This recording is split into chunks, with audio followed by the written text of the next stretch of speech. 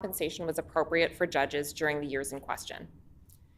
Following its deliberations, the 2023 JCC provided a unanimous report as between the chairperson, the province's nominee, and the association's nominee. The JCC report makes it clear that all of the submissions it received were carefully considered by the committee in light of the factors that are identified in the Provincial Court Act for their consideration. I'll focus on the most significant recommendation, which concerns judicial salaries for the 3 fiscal years beginning April 1, 2023. The JCC recommended a salary of $327,000 effective April 1, 2023, with increases based on the percentage increase in the average weekly earnings for Manitoba in each of 2024 and 2025 for the 3 years of the mandate period. The JCC determined that the salary for 2023 was a fair, reasonable, and appropriate increase based on all of the objective evidence presented to it and in light of the 6 factors identified for its consideration in the Provincial Court Act. One significant consideration in the Act is the 3-province or designated average. The Act provides that if the salary figure recommended by the JCC for a given year is less than or equal to the designated average certified by the chairperson of the JCC, then it is binding. The designated average is the average of salaries paid to judges in the 3 provinces of Nova Scotia, New Brunswick, and Saskatchewan. For 2023, the designated average was $322,503. I've provided you today with an updated chart which shows the most current information about judicial salaries across the country. That's the handout that was just circulated. You will see that justices of the Court of King's Bench are paid $396,700 for 2024, up from $383,700 in 2023.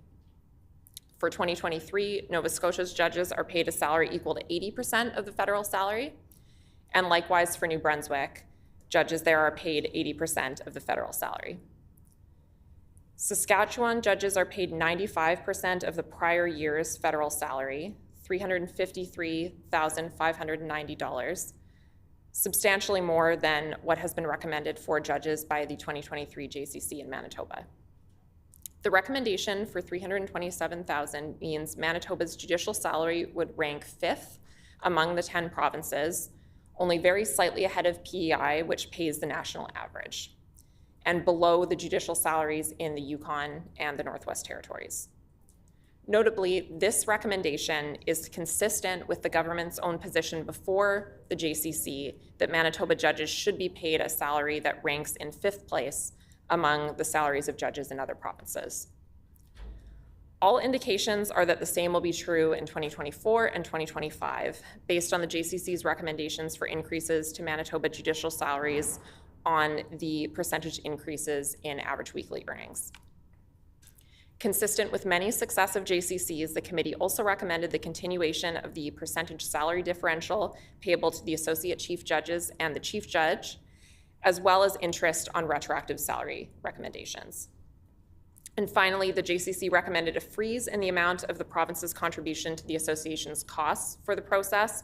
In other words, the same amount as had been recommended by the 2020 JCC, which was the prior committee. In closing, I'd like to make just some general comments about the importance of the judicial compensation process. As I said at the outset, both parties put forward extensive written and oral submissions to the JCC. It is critical that these recommendations are respected, or all that work is for naught. I will reiterate something that Council says each time Council for the Association speaks to these JCC reports. There are 43 judges.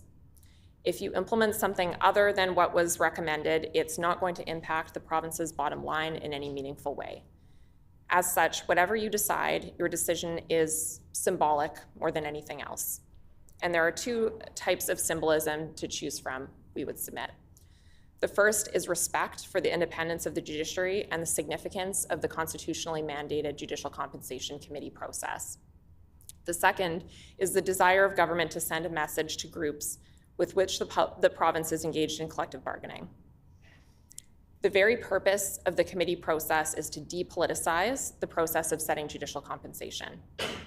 Now is not the time to look at this politically. The province's position was carefully considered by the JCC, and all of its arguments were taken into account in issuing the JCC's recommendations. The JCC report is unanimous, well-reasoned, and takes into account the reasoning of past JCCs in Manitoba, as well as the position advanced by the province. We urge you to respect the process and the need to protect judicial independence and to depoliticize the setting of judicial remuneration. You can do that by accepting in full the recommendations of this very experienced, independent, and objective panel. On behalf of the association, I want to thank the committee for granting us leave to speak on this important matter, and if there are questions, I would do my best to answer them. Thank you. Thank you for your presentation. Are there any questions from the committee? No question. Thank you, Ms. Barbarsky, for your presentation. We will now consider the report and recommendation of JCC. Does the Honorable Minister have any opening statement? Honorable Mr. Beebe. Thank you, Mr. Chairperson. I want to acknowledge first that we are meeting today on Treaty 1 territory, the ancestral lands of the Anishinaabe, the Inuit, the Dakota, and the national homeland of the Red River Métis people. Today and every day, we are committed to working in partnership with Indigenous peoples in the spirit of truth and reconciliation. I'm pleased to offer these short introductory comments on the Judicial Compensation Committee report. Let me start by thanking Ms. Warbanski for making herself available to present to the committee and offering to answer any questions that folks might have. It's truly appreciated by members of the committee and all members of the legislature. The 12th Judicial Compensation Committee was formed pursuant to the Provincial Court Act in the spring of 23. It consisted of Mr. Blair Graham, Mr. Robert Simpson, and Mr. David Schramm. Briefs were exchanged in June and July of 23, and oral submissions were completed on July 18th and 19th, 2023. The report was tabled intersessionally with the Clerk of the Legislative Assembly on December 21st, 2023, and it is now being placed before the Standing Committee on Legislative Affairs. The Judicial Compensation Committee follows the rules set out in the Provincial Court Act. The committee is designed to ensure the protection of judicial independence, prevents governments from negotiating directly with judges, and creates an independent body to make recommendations to the legislature. Courts have ruled that legislation that affects judges' compensation affects judicial independence. As a very serious matter, we respect the principle of an independent judiciary and therefore support the work of the committee. Do I do the motion now? No. Okay. Thank you very much to the committee. We thank the Honorable Minister. Does the official opposition critic have an opening statement? Mr. Gertson. Thank you very much, Mr. Chairperson. I'm not the official opposition critic. That role is being filled very well by my friend from Brandon West, but he is offered to cede the floor to me briefly for some comments on this before we move forward. So I welcome my friend from Concordia to the long list of ministers of justice who have now dealt with this process, which is sometimes unusual. And sometimes a little awkward, because it can be awkward when we're setting salaries for those who are officials who can't in other ways advocate for their own salaries or strike or have other sort of labor rights that are often inherent to workers. In some ways it's analogous, although not perfectly, to the process by which MLAs go through for their own salaries. I think that in Manitoba we have found the right place for MLA salaries, and that it's independent and it's hands-off from MLAs determining their own salaries. And I think by and large, people appreciate and support that up until the point that there's a recommendation for an increase of MLA salaries and they want us to interfere and to change it. But generally, I think that the process is well respected and regarded. In a similar light, there's been lots of jurisprudence and decisions around judicial compensation. I seem to recall in the 1990s, a case out of the Maritimes that the province might have been an intervener in regarding judicial compensation. And a lot of the result of that case, I think it was a reference case to the Supreme Court, resulted in how we're dealing with judicial compensation now. Now this committee does, or the government does, I suppose, have the ability to challenge the recommendations. Past governments have, I believe, Minister Chomiak was minister when there was a challenge. I don't think that landed well in terms of the ultimate outcome, but a challenge was undertaken. I think there might be a challenge right now under British Columbia, where they're challenging a JJC report in BC. Currently, ultimately, it becomes a decision of whether or not the government feels that the recommendation is so far out of balance that it's worth undertaking that judicial process. I listened to, and my colleagues did, to the submission that was made, an articulate submission about how there was a reasoned discussion and ultimately a unanimous decision by this JCC. I assume that the minister has received, with his hat as the Attorney General on, advice about whether or not it would be worth a challenge or whether or not this was a well and balanced decision. And I suppose on that basis, he's proposing that we move forward in recommending this recommendation go to the legislature for approval. And we are prepared to see that happen exactly in that way. We thank the member. Are there any questions on the report? Seeing no further question, does the Honorable Minister have a motion?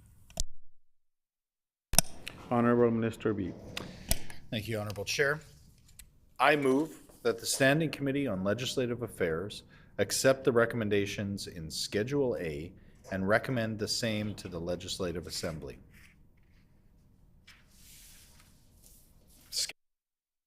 Recommendations of the Judicial Compensation Committee accepted by the Standing Committee on Legislative Affairs. 1. That the annual salaries for puisne judges of the Provincial Court of Manitoba are A.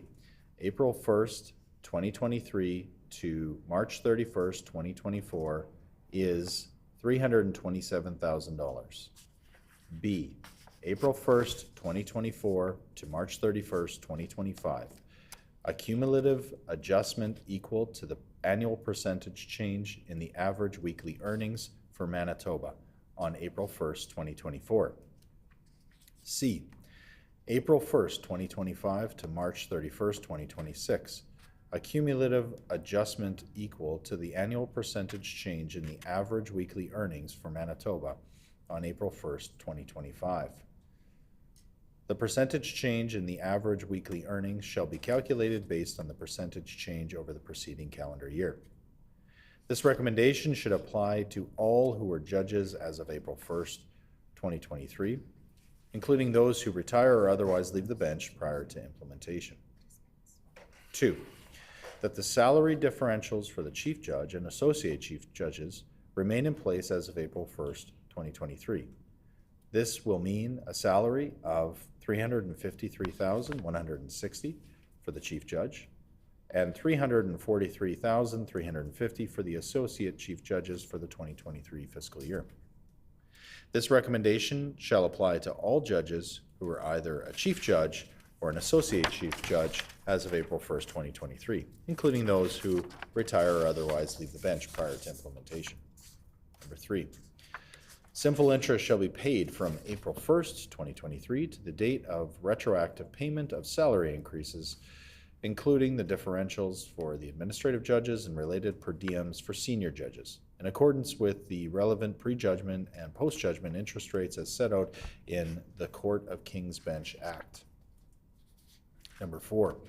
Prejudgment interest shall be payable from April 1st, 2023 to the date the recommendations are implemented, whether by vote of the legislature or by virtue of Section 11.1 subsection 29 of the Act.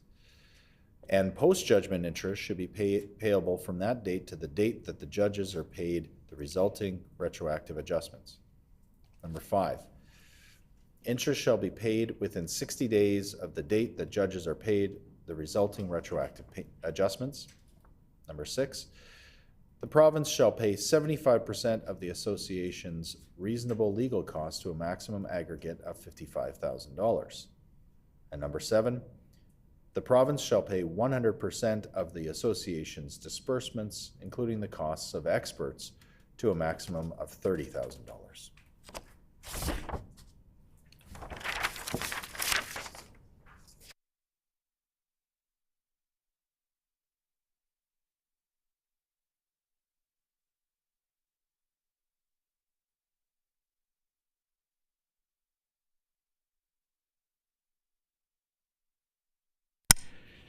It has been moved by Honorable Minister Weave that the Standing Committee on Legislative Affairs accept the recommendation in Schedule A and recommend the same to the Legislative Assembly. Dispense. Dispense. Is the committee ready for the question?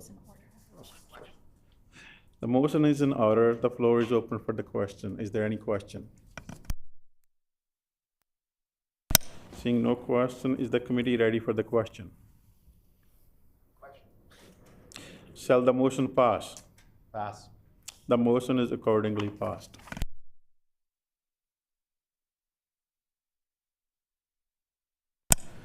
If there are no further question or comment, is it the will of the committee to report to the House that it has completed its consideration of the report and recommendation of the Judicial Compensation Committee dated November 21st, 2023? Agreed. Agreed, so order. The hour being 10:30, what is the will of the committee? Committee rise.